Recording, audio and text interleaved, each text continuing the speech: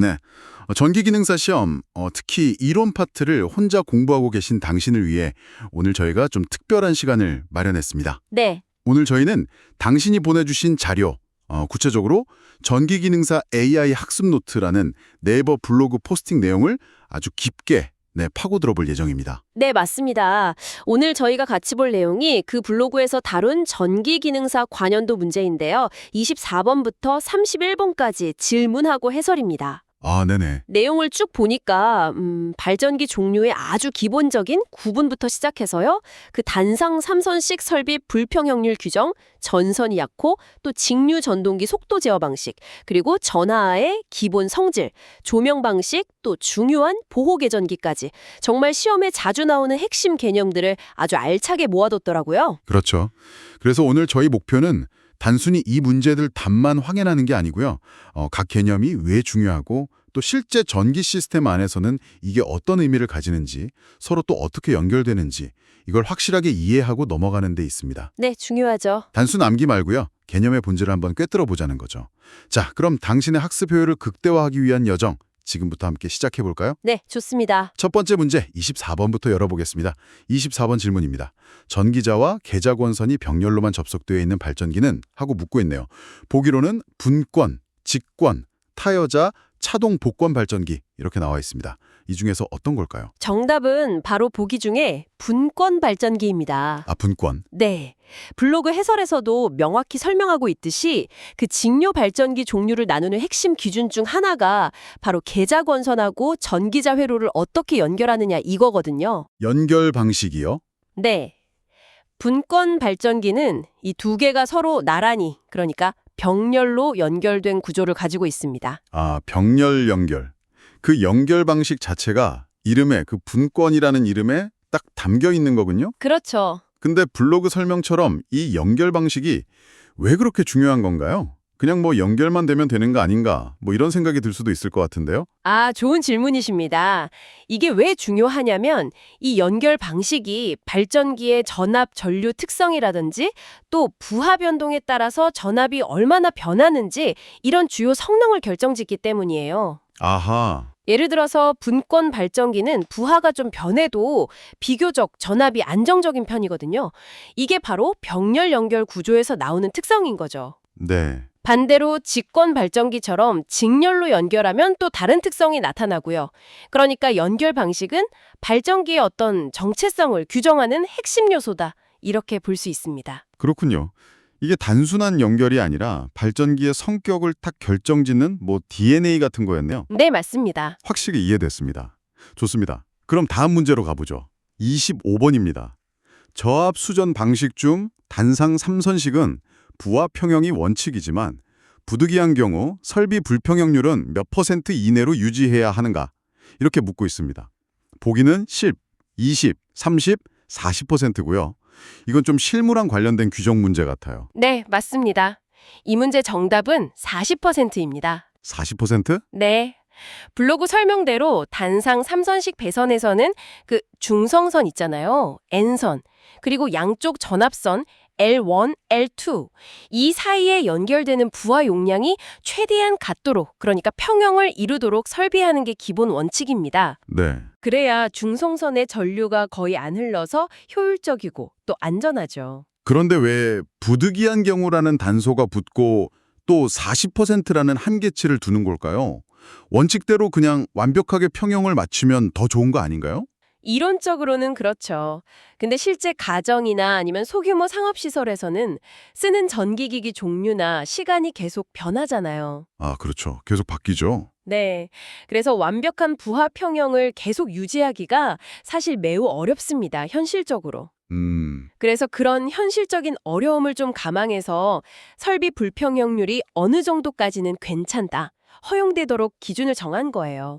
다만 그 허용 한계가 40%라는 거죠. 아하. 이 수치를 넘어가면 이제 중성선에 너무 과도한 전류가 흐르거나 전압 불균형이 심해져서 문제가 생길 수 있으니까 설비 설계나 관리할 때 반드시 이 제한치를 지켜야 합니다. 아, 그렇군요. 그 이론적인 이상하고 현실적인 제약 사이의 어떤 타협점, 그게 바로 이 40% 규정이군요. 네, 그렇다고 볼 수 있죠. 실무적인 감각을 키우는데 아주 도움이 되는 문제네요. 자, 다음은 26번 전선 약호 문제입니다. 인입용 비닐절연 전선의 약호, 기호는 보기는 VV, DV, OW, NR입니다.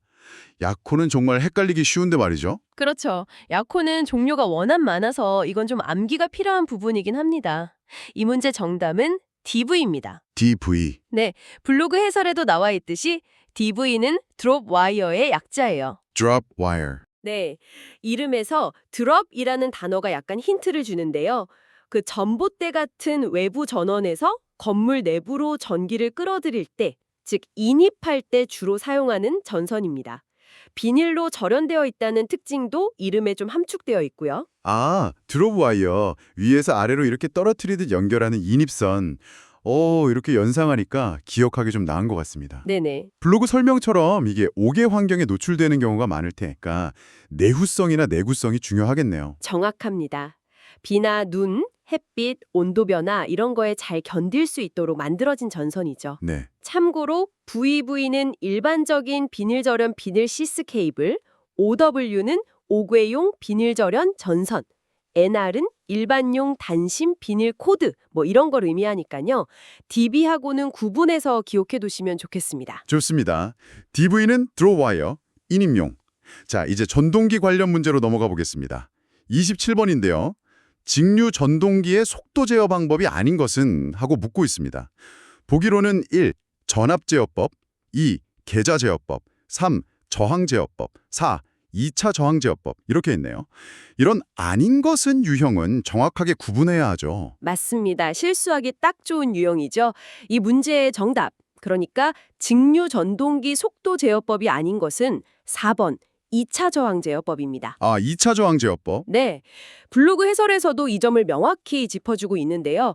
2차 저항 제어법은 삼상 유도 전동기, 그중에서도 특히 권선양 유도 전동기의 회전자 회로, 즉 2차 측에 외부 저항을 연결해서 속도를 제어하는 방식이에요. 네. 유도 전동기의 그 비례추이 원리라는 거를 이용하는 대표적인 방법이죠. 아, 그러니까 2차 저항이라는 용어 자체가 유도 전동기의 그 회전자 쪽을 지칭하는 거군요. 그렇죠. 직류 전동기하고는 구조적으로 아예 다른 방식이다. 이런 말씀이시네요. 맞습니다.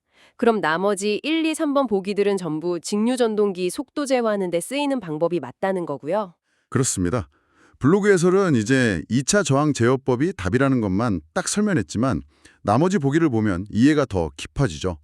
1번 전압 제어법은 전동기에 공급되는 전압 자체를 조절해서 속도를 바꾸는 방식이고 2번 계자 제어법은 계자 권선에 흐르는 전류를 조절해서 자속의 세기를 변화시켜 속도를 제어합니다. 네. 3번 저항 제어법은 전기자 회로에 직렬로 저항을 넣어서 전압 강화를 이용해 속도를 조절하는 방식이고요. 이 세 가지가 직류 전동기의 대표적인 속도 제어법들입니다. 따라서 시험에서는 이들을 딱 묶어서 기억하고 2차 저항 제어법은 유도 전동기 쪽이다. 이렇게 확실히 구분하는 게 중요합니다. 네, 확실히 구분해서 기억해 두겠습니다. 직류 전동기 속도 제어 삼총사, 전압, 계자, 저항. 이거당 유도 전동기의 2차 저항 제어. 좋습니다. 다음은 28번, 전하의 성질에 대한 문제입니다. 이게 기본적인 내용 같지만 또 의외로 헷갈릴 수 있죠? 전하의 성질을 잘못 설명한 것은 1. 같은 종류의 전하는 흡인하고 다른 종류의 전하끼리는 반발한다. 2. 대전체에 들어있는 전하를 없애려면 접지시킨다. 3. 대전체의 영향으로 비대전체에 전기가 유도된다. 4. 전하는 가장 안정한 상태를 유지하려는 성질이 있다. 네, 이게 기본적인 원리지만 정확히 알아야 하는 내용이죠. 여기서 잘못된 설명은 바로 1번입니다. 1번이요? 네, 블로그 해설에서도 지적하듯이 같은 종류의 전하는 흡인하고 다른 종류의 전하끼리는 반발한다. 이 설명은 실제와 정반대예요. 아, 반대군요. 네. 실제로는 같은 종류의 전하, 예를 들어 양 플러스 전하랑 양 플러스 전하, 또는 마이너스 전하랑 마이너스 전하 사이에는 서로 밀어내는 힘, 그러니까 반발력이 작용합니다. 반대로 다른 종류의 전하, 즉 양 플러스 전하와 마이너스 전하 사이에는 서로 끌어당기는 힘, 흡인력이 작용하죠. 아, 그렇죠. 자석의 같은 극끼리는 밀어내고 다른 극끼리는 당기는 거랑 똑같은 원리네요. 맞습니다. 이걸 헷갈리면 안 되겠네요. 같은 것끼리 반발, 다른 것끼리 흡인. 좋습니다. 그럼 나머지 2, 3, 4번 보기는 전부 맞는 설명이라는 뜻이겠네요. 맞습니다. 2번 대전체를 땅에 연결하는 접지를 통해서 전하를 소멸시키는 거. 이거 전기 설비 안전 확보에 매우 중요한 원리고요. 네. 3번 대전체 근처에 도체를 가져가면 전하가 분리되어서 유도되는 정전기 유도 현상. 이건 또 콘덴서 작동 원리 이해하는 기초가 되죠. 아하. 그리고 4번 전하가 도체 표면에 고르게 분포하거나 뾰족한 부분에 모이는 등 가장 안정적인 상태를 유지하려는 성질. 이건 역시 전기 현상을 이해하는데 기본이 되는 중요한 성질입니다. 네. 블로그에서는 정답만 언급했지만 이 나머지 보기들도 다 핵심 개념들이니까 같이 정리해두는 게 좋습니다. 중요한 내용이었군요. 잘 짚어주셨습니다. 자, 다음은 29번 조명 방식으로 넘어가 보겠습니다. 실내 전체를 균일하게 조명하는 방식으로 광원을 일정한 간격으로 배치하며 공장, 학교, 사무실 등에서 채용되는 조명 방식은 보기는 국부 조명, 전반 조명, 직접 조명, 간접 조명입니다. 이 문제의 답은 전반 조명입니다. 전반 조명. 네, 이름 그대로예요. 특정 영역에 집중하기보다는 실내 전반, 그러니까 공간 전체를 대상으로 비교적 균일한 밝기를 제공하는 걸 목표로 하는 조명 방식이죠. 블로그 설명처럼 넓은 공간에서 활동이 이루어지는 공장, 학교, 사무실 이런 곳에 가장 기본적으로 적용되는 방식입니다. 아, 네. 블로그 해설을 보면 다른 조명 방식하고 차이점도 간략하게 언급돼 있던데요. 국부 조명은 뭐 책상 스탠드처럼 필요한 곳만 딱 밝히는 거고, 직접 조명은 빛의 대부분, 한 90% 이상을 아래로 직접 비추는 방식, 간접 조명은 반대로 빛의 대부분을 천장이나 벽에 반사시켜서 좀 부드러운 빛을 얻는 방식이라고요. 맞습니다. 그럼 전반 조명은 이런 방식들하고 비교했을 때 어떤 장점이 있는 건가요? 전반 조명의 가장 큰 장점은요, 공간 전체의 밝기 차이를 줄여서 눈의 피로를 좀 덜어주고 물체의 그림자를 부드럽게 만들어서 시각적으로 안정된 환경을 제공한다는 점입니다. 아하, 물론 작업 종류나 공간의 목적에 따라서는 국부 조명이나 다른 방식하고 조합해서 사용하는 경우가 많죠. 네. 예를 들면 사무실에서는 전반 조명을 기본으로 하고 책상 위에는 개별 스탠드, 즉 국부 조명을 추가로 사용하기도 하고요. 아, 공간 전체를 균일하게 밝혀서 안정적인 시각 환경을 만든다. 전반 조명 확실히 기억하겠습니다. 자, 이제 슬슬 마무리 단계로 가고 있네요. 30번 문제입니다. 보호 개전기에 대한 질문이군요. 발전기나 변압기 내부 고장 보호에 쓰이는 개전기는 보기로는 접지 개전기, 차동 개전기, 과전압 개전기, 역상 개전기가 있습니다. 아, 이거 중요한 설비 보호에 관한 내용이라 더 집중해야겠어요. 네, 아주 중요한 개념입니다. 이 문제의 답은 차동 개전기입니다. 차동 개전기? 네, 차동, 디퍼런셜이라는 단어가 차이를 의미한다고 생각하시면 이해가 좀 쉬우실 거예요. 블로그 설명에 따르면 이 개전기는 보호 대상 설비, 예를 들면 발전기나 변압기에 입력 측 전류하고 출력 측 전류를 계속 비교 감시합니다. 입력 전류와 출력 전류의 차이를 본다는 거군요. 그 차이가 왜 중요한 거죠? 평상시에는 어떻게 되고 고장이 나면 어떻게 달라지나요? 평상시, 그러니까 설비가 정상적으로 운전될 때는 입력 전류랑 출력 전류의 크기하고 위상이 거의 똑같아요. 뭐 약간의 오차는 있을 수 있지만 무시할 만한 수준이죠. 네. 하지만 만약에 설비 내부에서 건선 간의 합선, 단락이라고 하죠.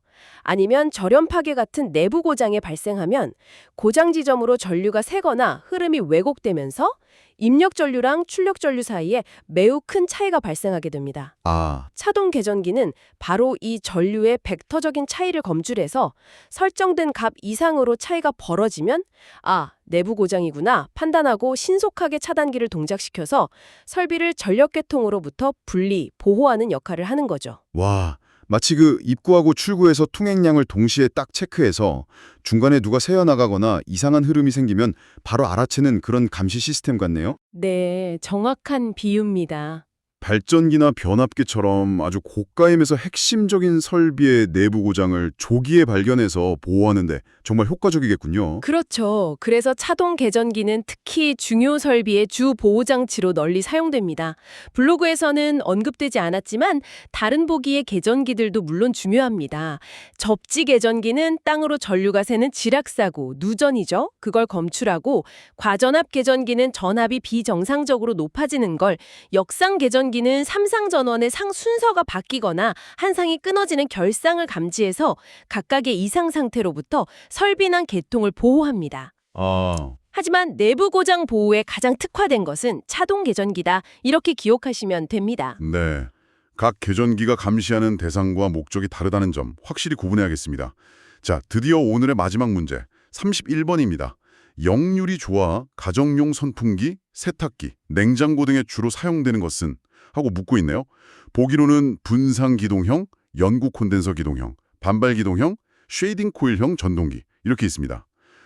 이거 우리 주변에서 흔히 볼 수 있는 가전제품에 쓰이는 전동기 질문이네요. 네, 일상과 아주 밀접한 관련이 있는 문제입니다. 정답은 영구 콘덴서 기동형입니다. 연구 콘덴서 기동형. 네, 이 방식의 단상 유도 전동기는 이름처럼 운전 중에도 콘덴서가 계속 회로에 연결되어 있는 형태예요. 블로그 설명에서 역률이 좋다는 점을 강조하고 있는데 이 콘덴서가 바로 역률을 개선하는 역할을 합니다. 역률이 좋다는 게 왜 가정용 기기에 중요한 장점이 되는 건가요?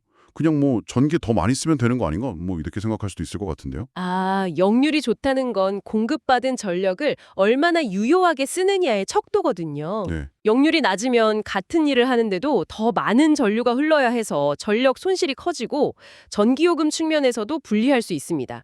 특히 가정용 기기는 매일 장시간 사용하는 경우가 많으니까 에너지 효율이 중요하죠. 아하. 영구 콘덴서 기동형 전동기는 비교적 구조가 간단하면서도 역률과 효율이 좋고 기동 토크도 적절하고 소음도 적은 편이라 선풍기, 세탁기, 냉장고, 에어컨, 실내기, 팬 등등 다양한 가전제품에 아주 널리 쓰이는 겁니다. 아하, 이게 에너지 효율하고 직결되는 문제였군요.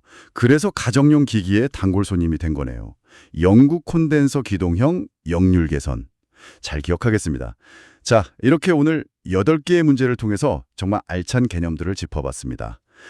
분권 발전기의 핵심인 병렬 연결의 의미부터 시작해서 단상 3선식 설비 불평형률 40% 규정의 현실적인 이유, 인입선으로 쓰이는 DB 전선의 정체, 네. 또 직류전동기 속도제어법 3가지와 유도전동기 제어법의 구분, 전하의 기본 성질, 같은 것끼리 반발, 다른 것끼리 흡인, 이거 중요하죠. 그리고 공간 전체를 밝히는 전반 조명의 특징, 중요 설비의 내부 고장을 지키는 차동 계전기의 작동 원리, 그리고 마지막으로 우리 집 가전제품 속에 있는 영구 콘덴서 기동형 전동기의 장점까지.